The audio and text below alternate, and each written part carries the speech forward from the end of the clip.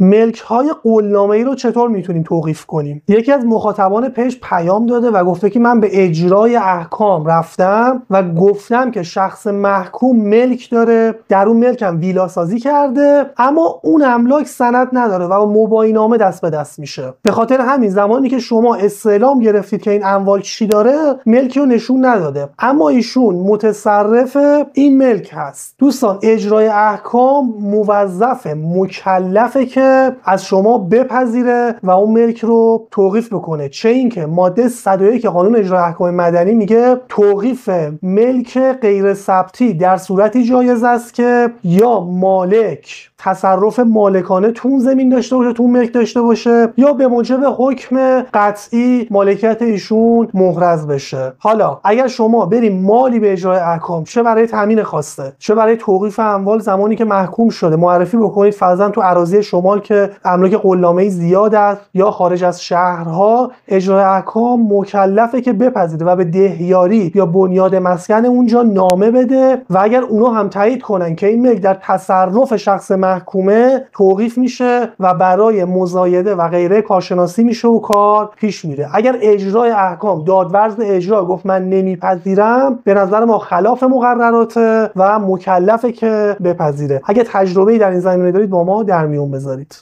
حجت نظری هستم، وکیل دادگستری. ما در تیم ملک شناسی در پرونده‌های حقوقی شما مربوط به املاک، چه در زمینه مشاوره چه در زمینه اعلام وکالت، در کنار شما هستیم.